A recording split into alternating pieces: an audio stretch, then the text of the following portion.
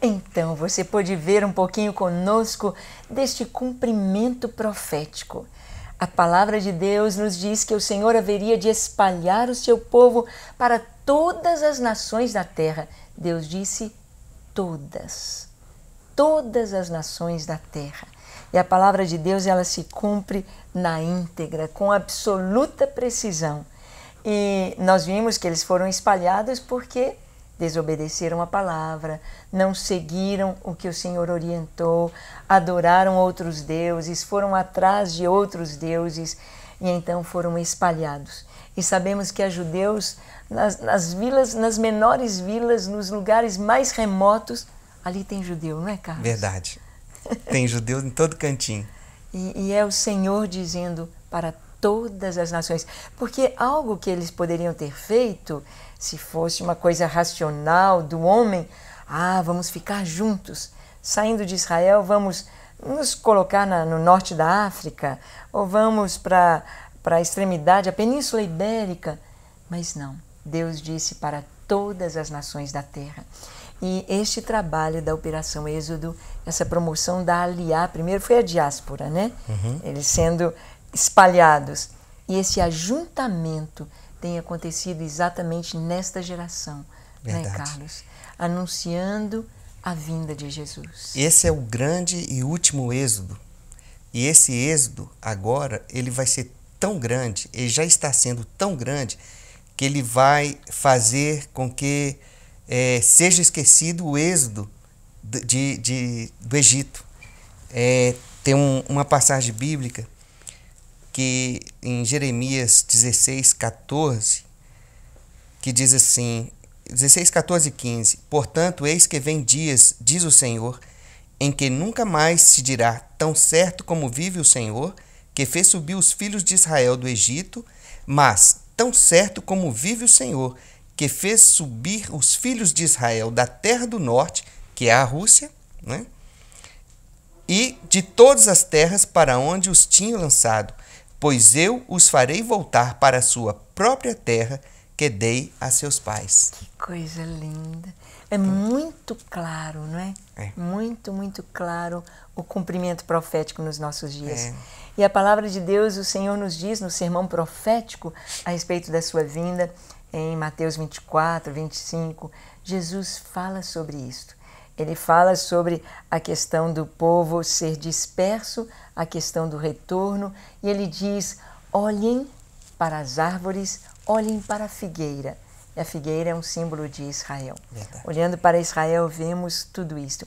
Mas, Carlos, vocês estiveram recentemente no Uruguai. Como foi o retorno dos uruguaios? E estes judeus que vocês ajudam a retornar, qualquer tipo de judeus, são mais os carentes? Existem judeus pobres? Que a maioria das pessoas acham que todo judeu é rico. Como é isso? Olha, como nesse vídeo que acabamos de ver, nós vimos aí crianças, pessoas, idosos recebendo remédio, alimentos, roupas, calçados. Isso é para desmistificar que essa coisa que todo judeu é Silvio Santos, que todo judeu é Roberto Justo. Não. Há milhares, milhões de judeus pobres no mundo. Eles não gostam de ficar falando isso, mas existem muitos judeus pobres e é esses judeus que nós ajudamos. Porque não justifica ajudar uma pessoa que tem recursos. Tem condição. Então, eu estive agora no Uruguai, nós estivemos patrocinando o retorno de 15 judeus e nós tivemos que unir força com a operação do Brasil, do Paraguai e do México. E então nós estamos sincronizados e ajudamos 15 pessoas. Inclusive, um fato interessante é de uma menina de 20 anos, a Andrea Polichuk. Os seus pais, Maurício e Raquel Polichuk, não tinham como fazer o dinheiro para os trâmites, passaportes, tradução de documentos. Não tinha dinheiro sequer para as malas de viagem. Nós chegamos, eles voltaram tristes para suas casas e logo depois chegamos para oferecer ajuda e a agência judaica ligou para eles para que eles fossem imediatamente à agência judaica porque os recursos tinham acabado de chegar. Então, a Andrea aparece na foto também aí com a gente e ficaram assim radiantes de alegria, foram lá para tirar fotos comigo. E esse é o amor que nós podemos demonstrar Sim. a essas famílias, um amor prático, Sim. né? Sem fingimento, mas um amor prático, né? É muito lindo percebermos que uma das bênçãos de Deus para Abraão foi abençoados os que te abençoarem. Verdade. E abençoar não é somente com palavras, mas abençoar também com atos, com atitude. Nós vamos ver que nós podemos também fazer parte deste mover profético. Também estarmos ajudando a que se cumpra esta palavra, né? Dando também nossos recursos. Nós vamos ver sobre isso. Mas vocês estiveram, o Brasil esteve ajudando no Uruguai, e também como é que foi na selva peruana, o Peru lá, como foi? Os judeus da selva peruana é uma história muito interessante. Eles são judeus sefaraditas, marroquinos, que saíram de Marrocos há mais de 100 anos atrás. E eles entraram para a selva peruana, se casaram com índias, mas eles mantiveram as tradições, as festas judaicas, tudo. E a agência judaica, então, conseguiu identificar essa comunidade, e os rabinos foram lá, deram orientações, a agência judaica fez todo o preparo dessa transição para reduzir os choques culturais que eles enfrentarão em Israel. Então, muitos judeus, para chegar na comunidade de Iquitos, eles precisam navegar 4 horas naqueles barquinhos, né? Sim. Pela selva amazônica peruana. E então essa comunidade hoje tem 248 judeus, 100 deles começam a embarcar agora esse mês. Olha. E até julho vão em pequenas escalas para que eles possam ser melhor absorvidos. Então o prefeito da cidade que vai acolher os judeus em Israel esteve lá na comunidade e foi uma festa, foi muito interessante.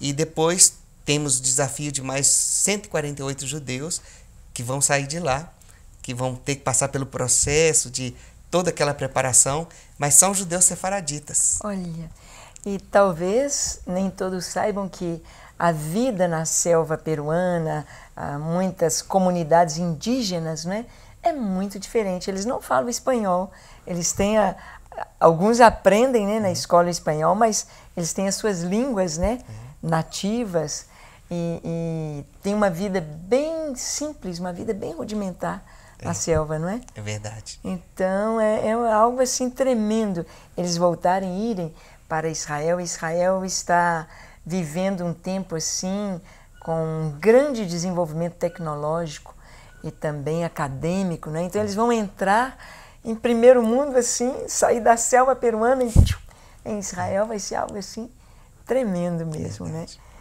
E queria que você falasse um pouquinho, você já falou em outras oportunidades, sobre a Operação Pomba. O que é a Operação Pomba? A Operação Pomba é a última operação na Etiópia. Então, na década de 80, tivemos uma operação lá, de 8 mil judeus regressaram. Depois, em 91, teve a Operação Salomão. Né? Para a senhora ter uma ideia, no ano passado, regressaram da Etiópia 17 mil judeus etíopes. 17 mil. E agora só restam 2.200 judeus etíopes. São negros. São negros. E até março de 2014, esta operação já está findada. Então está ainda a média de 200, 240 judeus. Essa operação Dove, né? Operation Dove, que é a Operação Pomba, ela começou dia 29 de outubro agora. E no dia 30 eu estava reunido em São Paulo com a diretora internacional da Aliá, Orit Brown, na Agência Judaica em São Paulo. E foi muito interessante a nossa conversa. E precisamos mesmo de ajuda. Viu? Que coisa linda. E antes que nós possamos trazer os nossos gideões para conversarem um pouquinho, eu quero só que você, terminando a nossa entrevista, o Carlos, fale como nós podemos ajudar a Operação Êxodo, porque isso é um privilégio. É verdade. Pastora, primeiro lugar é oração. A oração sustenta tudo. A oração faz milagres acontecerem. E os Gideões têm esse ministério forte que é a oração. Os Gideões é muito sábio. Esse ministério é um ministério cheio de sabedoria, porque a oração ela provoca o céu a fazer milagres. Então, em primeiro lugar, é oração por proteção, por suprimentos, porque nós confiamos no Senhor nos suprimentos. E a outra maneira que nós precisamos de cooperar é financeiramente. Nós precisamos da ajuda de vocês, de você que é cristão, de você que é empresário, de você que está interessado. Você pode visitar a nossa conta bancária no Bradesco, agência 1835, dígito 0, conta corrente 450, dígito 2.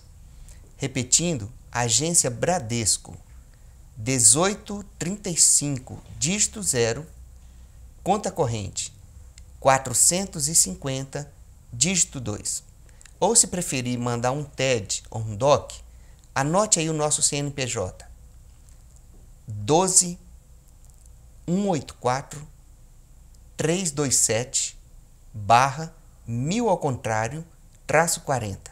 Repetindo, 12 184 327 -1000 ao contrário -40. Deu até para eu decorar. É isso aí. Então você pode ajudar.